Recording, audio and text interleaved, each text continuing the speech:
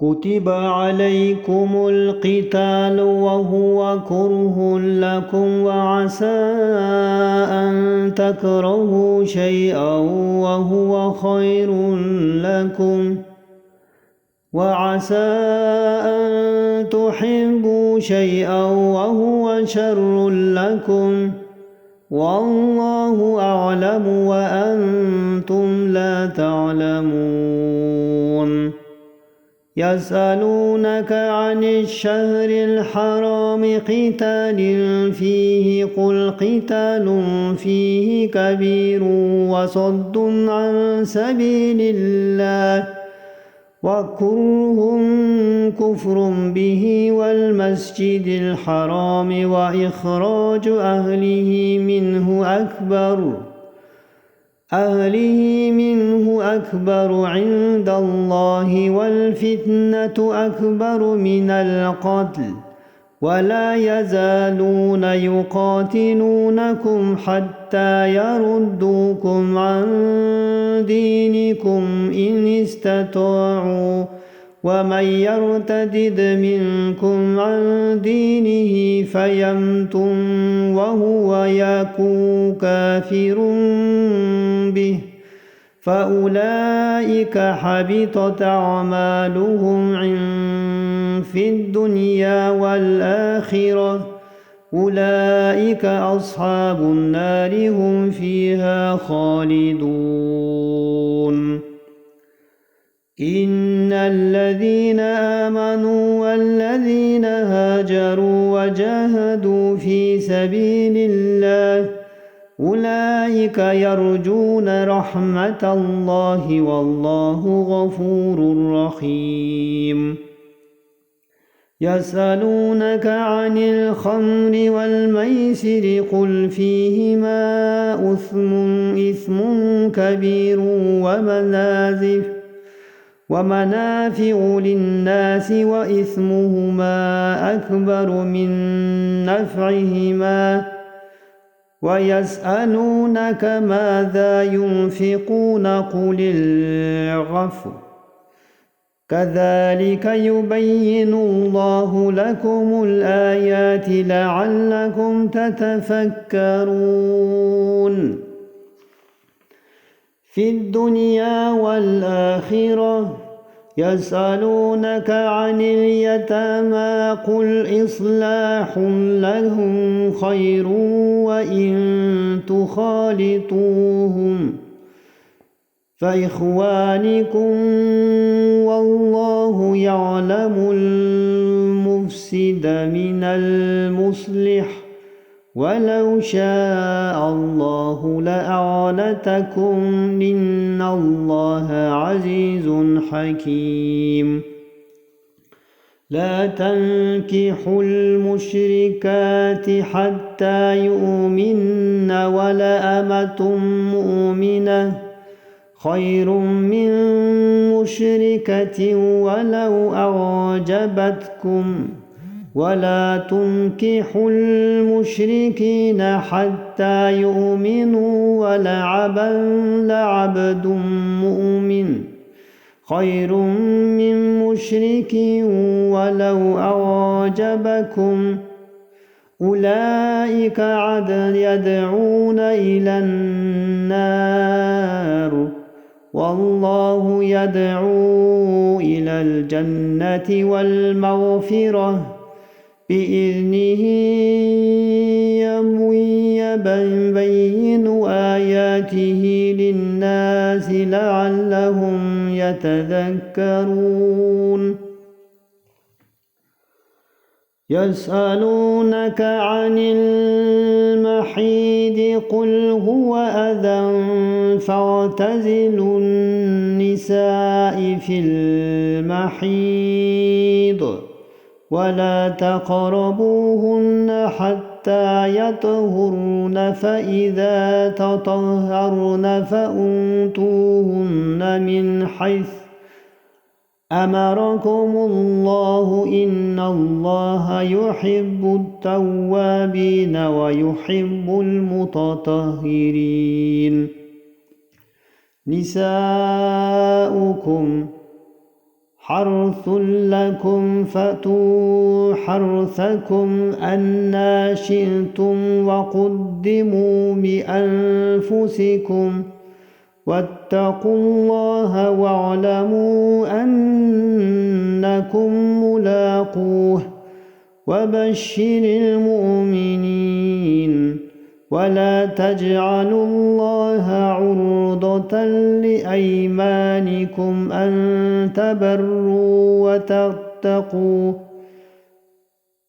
وتصلحوا بين الناس والله سميع عليم.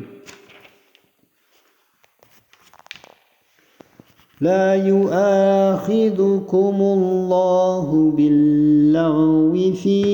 أيمانكم ولكن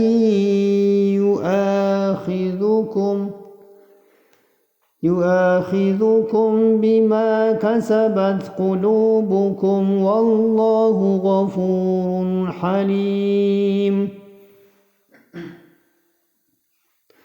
للذين يؤلون من نسائهم تربص 4 أشهر فإن فاءوا فإن الله غفور رحيم. وإن عزموا الطلاق فإن الله سميع عليم. والمطلقات يتربصن بأنفسهن 3 قروء ولا يحل لهن أن يكتمن ما خلق الله في أرحامهن إن كن يؤمن بالله واليوم الآخر وبيعولتهن حق بردهن في ذلك إن أرادوا إصلاحا ولهن مثل الذي عليهن بالمعروف وللرجال عليهن درجة والله عزيز حكيم. الطلاق 2 فإمساكم بمعروف أو تسريح بإحسان ولا يحل لكم أن تأخذوا مما آتيتموهن شيئا إلا أن يخافا ألا يقيما حدود الله فإن خفتم ألا يقيما حدود الله فلا جناح عليهما فيما افتدت به تلك حدود الله فلا تعتدوها ومن يتعد حدود الله فأولئك هم الظالمون.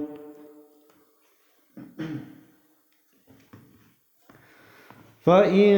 طلقها فلا تحل له من بعد حتى تنكح زوجا غيره فإن طلقها فلا جناح عليهما أن يتراجعا إن ظنا أن يقيما حدود الله وتلك حدود الله يبينها لقوم يعلمون. وإذا طلقتم النساء فلعن أجلهن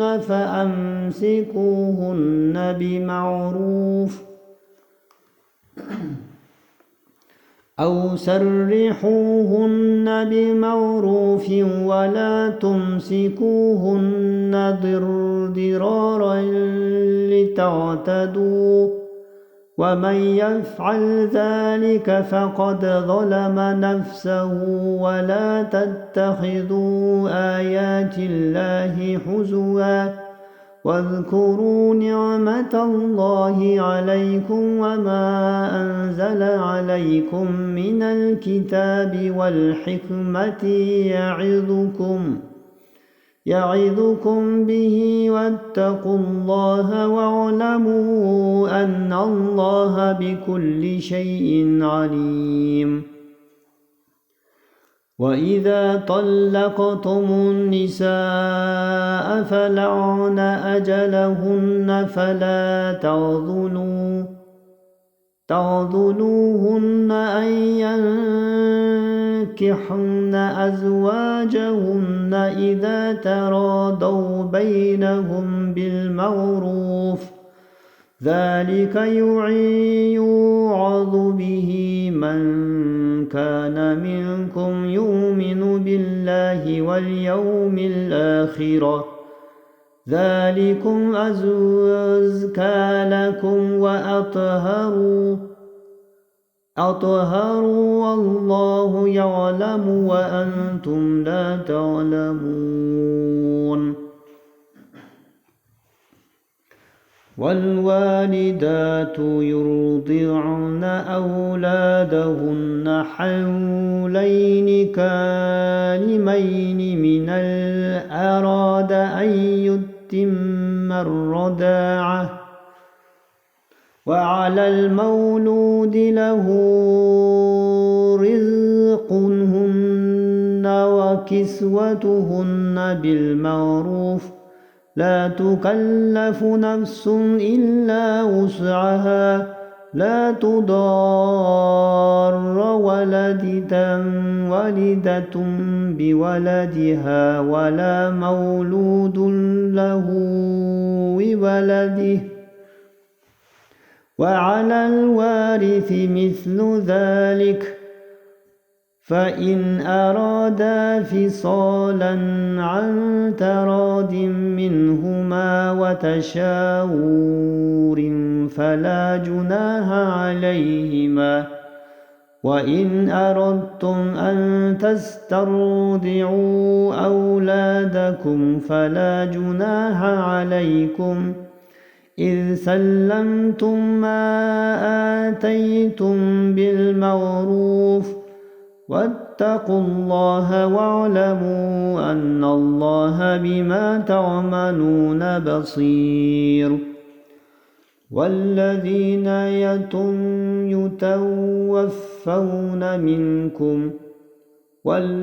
يتوفون منكم ويذرون أزواجا يتربصن بأنفسهن 4 أشهر وعشرا وإذا بلغن أجلهن فلا جناح عليكم فيما فعلن في أنفسهن بالمعروف والله بما تعملون خبير. ولا جناح عليكم فيما عرضتم به من خطبة النساء أو أكننتم في أنفسكم علم الله أنكم ستذكرونهن ولكن لا تواعدوهن سرا إلا أن تقولوا قولا معروفا ولا تعزموا عقدة النكاح حتى يبلغ الكتاب أجله واعلموا أن الله يعلم ما في أنفسكم فاحذروه واعلموا أن الله حليم لا جناح عليكم إن طلقتم النساء ما لم تمسوهن أو تفرضوا لهن فريضة ومتعوهن على الموسع قدره وعلى المقتر قدره متاعا بالمعروف حقا على المحسنين وإن طلقتموهن من قبل أن تمسوهن وقد فرضتم لهن فريضة فنصف ما فرضتم إلا أن يعفون أو يعفو الذي بيده عقدة النكاح وأن تعفوا أقرب للتقوى ولا تنسوا الفضل بينكم إن الله بما تعملون بصير حافظوا على الصلاة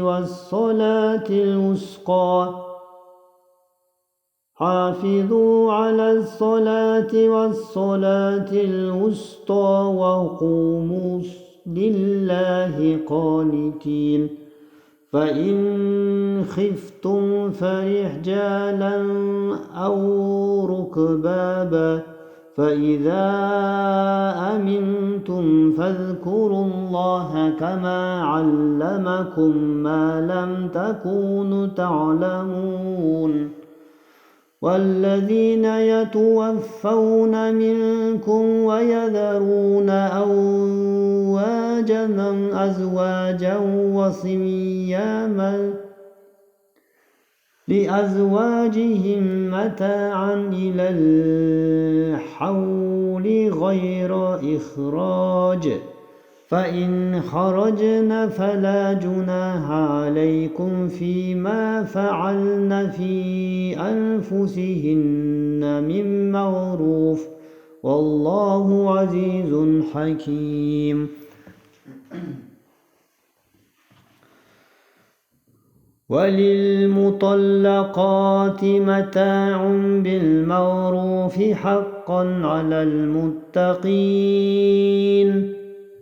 كذلك يبين الله لكم آياته لعلكم تعقلون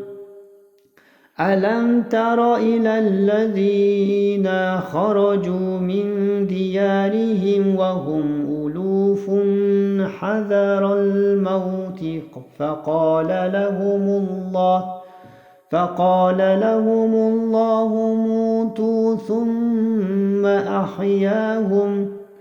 إن الله لذو فضل على الناس ولكن أكثر الناس لا يشكرون وقاتلوا في سبيل الله واعلموا أن الله سميع عليم من ذا الذي يقرض الله قرضا حسنا فيضاعفه له أضعافا كثيرة والله يقبض ويبسط وإليه ترجعون ألم تر إلى الملأ من بني إسرائيل من بعد موسى إذ قالوا لنبي له ابعث لنا ملكا نقاتل في سبيل الله قال هل عسيتم إن كتب عليكم القتال ألا تقاتلوا قالوا وما لنا ألا نقاتل في سبيل الله وقد أخرجنا من ديارنا وأبنائنا فلما كتب عليهم القتال وتولوا إلا قليلا منهم والله عليم بالظالمين. وقال لهم نبيهم إن الله قد بعث لكم طالوت ملكا قالوا أنى يكون له الملك علينا ونحن أحق بالملك منه ولم يؤت سعة من المال قال إن الله اصطفاه عليكم وزاده بسطة في العلم والجسم والله يؤتي ملكه من يشاء والله واسع عليم.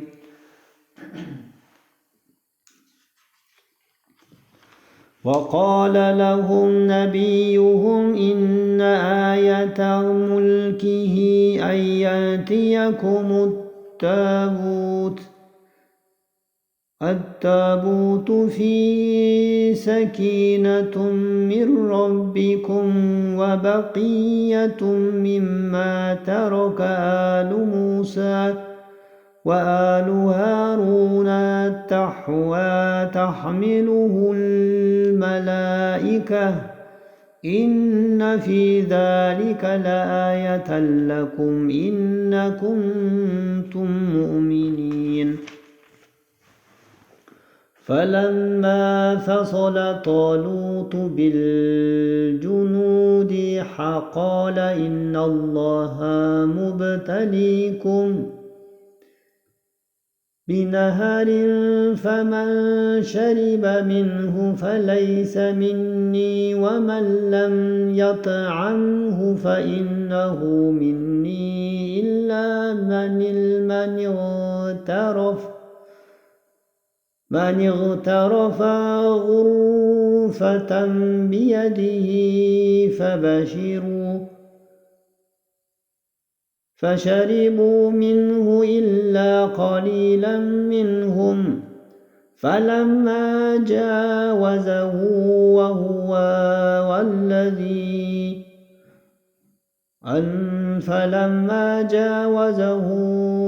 هو والذين آمنوا معه قالوا لا طاقة لنا اليوم بجالوت وجنوده قال الذين يظنون أنهم ملاقو الله كم من فئة قليلة غلبت فئة كثيرة بإذن الله والله مع الصابرين. ولما برزوا لجالوت وجنوده قالوا ربنا أفرغ علينا صبرا وثبت قدامنا وانصرنا على القوم الكافرين. فهزموهم بإذن الله قتل داود جالوت وآتاه الله الملك والحكمة وعلمه مما يشاء ولولا دفع الله الناس بعضهم ببعض لفسدت الأرض ولكن الله ذو فضل على العالمين.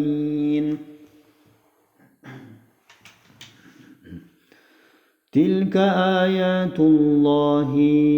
نتلوها عليك بالحق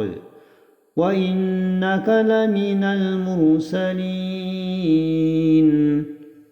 تلك الرسل فضلنا بعضهم على بعض منهم من